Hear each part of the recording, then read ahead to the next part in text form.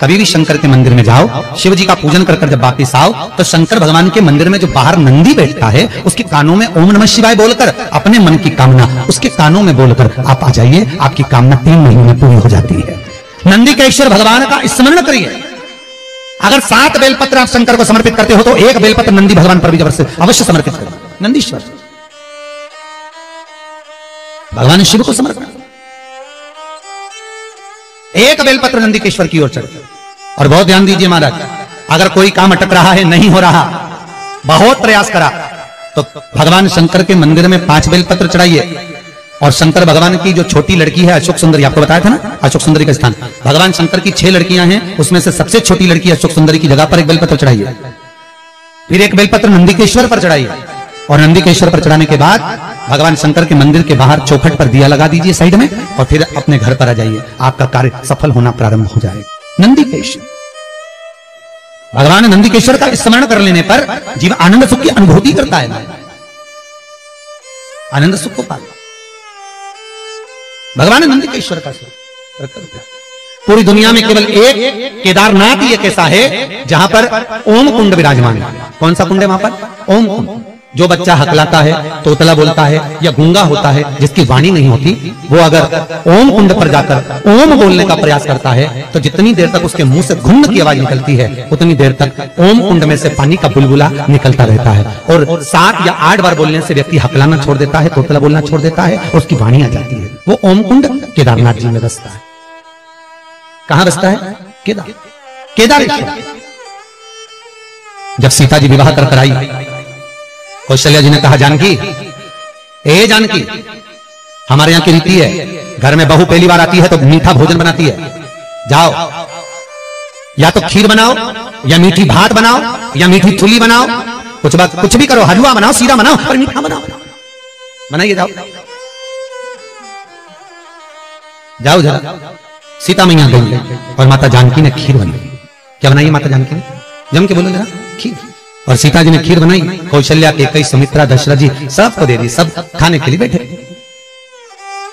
अब जैसे ही खीर खाने के लिए बैठते तुरंत एक तेज हवा का संचार हुआ। बहुत तेज हवा चली, बहुत तेज। और जैसे ही हवा चली, एक कचरा दशरथ जी के कटोरे में खीर में जाकर गिर गया। एक तिनका, एक कचरा दशरथ जी के कटोरे। सीता जी खीर परोसकर इधर से निकल रही थी, उन्हें दशरथ जी के कटोरे में खीर में तिनका देखा, कचरा देखा। तो सीता जी को लगा, पहली बार तो मैं अपने ससुर को भोजन करा रही हूं, पहली बार तो मैं अपने ससुर को भोग लगा रही हूं। अगर ससुर के कटोरे में कचरा दिखेगा, तिनका दिखेगा, तो ससुर क्या कहेंगे? ये ससुर कहेंगे क्या कि मेरी बहू ने मुझे खाना दिया, भोजन दिया और उसमें भी कचरा दे दिया, और पहली बार तो मैं भोजन दे रही हूं, करूं क्या? सीता जी रसोई घर में गई और रसोई घर में जाकर माता जानकी ने, माता सीता रसोई घर में पहुंचते सीता जी झरोके में से, खिड़की में से जो कटोरे में तिनका पड़ा था खीर के अंदर, मां जानकी उस तिनके को निगाहों से देखने लगी। ऐसी निगाह से जानकी जी ने देखा, सीता ने देखा कि वो कचरा कटोरे के अंदर ही जलकर भस्म हो गया। वो तिनका कटोरे में ही जल गया। बस अब तिनका कटोरे में जब जलकर भस्म हुआ, दशरथ जी ने देख ली। और दशरथ जी ने देखा, तुरंत दशरथ जी उठकर सीता के पास में गए। तुरंत, जानकी, जानकी, पिताजी आप आए हो, आओ बैठो। पिताजी रसोई घर में आए आप, मुझे बुलाते मैं आती दौड़कर, आप रसोई घर में क्यों आए पिताजी? कैसे आना हुआ? कैसे आए हो?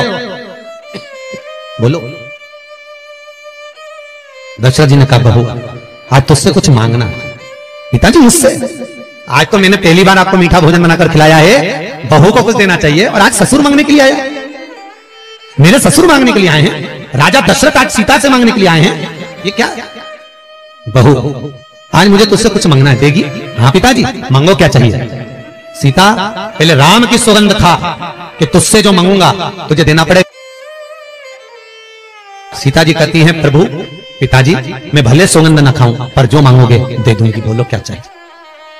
बोलो ससुर जी आपको क्या चाहिए? पिताजी क्या चाहिए? दशरथ जी बोले वचन तो देना पड़ेगा, पहले वचन दे। वचन देती हूं पिताजी। ये सीता अपने ससुर दशरथ को आज वचन देती है, जो रसोई घर अन्नपूर्णा में जो आप मंगोगे मैं दूंगी।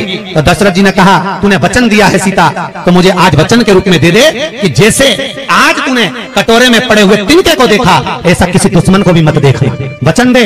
सीता जी कहती है मैं वचन देती हूं कि किसी दुश्मन को भी इस तिनके की तरह नहीं देखूंगी। और चरित्र उठाकर देखो, जब जब रावण आता था सीता एक तिनका उठाकर उस तिनके को देखती थी, रावण को नहीं। तिनके को इसलिए देखती थी कि सीता जी मन में सोचती थी वो तो ससुर को वचन दिया है कि तिनके को देखा, ऐसा किसी को मत देखना, इसलिए इसको देख लूं बहुत है। अगर घूर के देख रही बापड़ा तेरे को छोड़ने वाली नहीं, तिनके को देख तेरे तो मैं यूं ही निपटा दूं, एक मिनट नहीं लगे। जब जब रावण आता था सीता तिनके को देखती थी। जब जब रावण आया सीता ने तिनके को देखा, बार बार तिनके को देखा। तो रावण ने 2500 बार माता सीता से पूछा था कि मैं आता हूं तो तू तिनका क्यों देखती है? पर सीता बोली नहीं, क्योंकि मैंने अपने ससुर को वचन दिया है कि किसी जैसा तूने तिनके को देखा ऐसा दुश्मन को भी मत देखना, इसलिए नहीं देख पा रही तेरे को। अगर देख ली थी तो राम को तो आने की भी जरूरत नहीं थी, तुझे तो यूं निपटा के चली जाती।